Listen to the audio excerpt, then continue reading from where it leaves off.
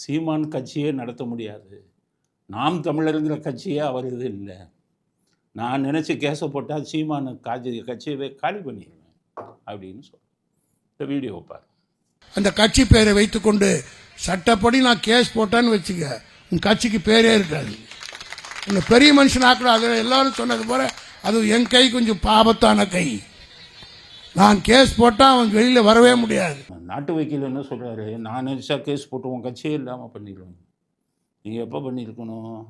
நீங்கள் ஒரு திமுகவை கலைச்சிட்டாருன்னு வைங்க ஸ்டாலின். நாளைக்கு ஸ்டாலின் வந்து இதில் இதில் பிடிச்சிட்டாங்க, இடியில், அமலாக்கத்துறையில் 50,000 கோடி 1,00,000 கோடி எல்லாத்தையும் அவர் சேர்த்து வச்சது இவர் பேரில் இருக்கிறது, உதயநிதி பேரில் இருக்கிறது, அத்தனையும் மாட்டிக்கிச்சுன்னு வைங்க. ஒரு ஜெயிலுக்கு அனுப்பணும்னு மத்திய அரசாங்கம் முடிவு பண்ணுது. இந்திரா காந்தி எல்லாம் செஞ்சுருப்பாங்க.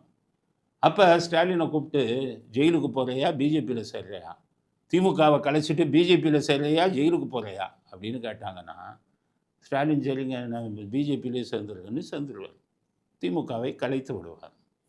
உடனே நாளைக்கு திமுகவை கலைத்து விட்டு எலெக்ஷன் கமிஷனுக்கு அவர் சொல்லிட்டாருன்னா, யாராக இருந்தாலும் நாளைக்கு வந்து திமுகன்னு ஒரு கட்சி ஆரம்பித்தா எலெக்ஷன் கமிஷன் கொடுத்துருவான். திமுகங்கிற கட்சி தான் கலைச்சாச்சு. அப்போ அந்த திமுகங்கிற பேரில் குப்பனோ சுப்பனோ ஆரம்பித்தா கொடுத்துடணும். இதை நாட்டு வக்கீல் புரிஞ்சுக்கோங்க. நீங்கள் கோர்ட்டுக்கே போனதில்லை, சட்டத்தை பேசுகிறீங்க. ஒரு கட்சியை கலைத்து விட்டால் அதே கட்சியின் பேரில் யார் வேண்டுமானாலும் அந்த கட்சியை ஆரம்பிக்கலாம். அதுக்கு எலெக்ஷன் கமிஷன் கொடுத்துரும். நீங்கள் இங்கே பதிவு செய்திருக்கும் வரை தான் அது கட்சி. எலெக்ஷன் கமிஷனில் ரத்து செய்து விட்டால் நீங்கள் இன்னும் கலைச்சிட்டு இன்னொரு கட்சியோட இணைஞ்சு பண்ணிட்டா யார் வேண்டுமானாலும் அந்த கட்சியை ஆரம்பிக்கலாம். நாட்டு வக்கீல் RS பாரதி முதல்ல போய் புஸ்தகத்தை படிச்சுட்டு வாங்க, சட்ட புஸ்தகத்தை.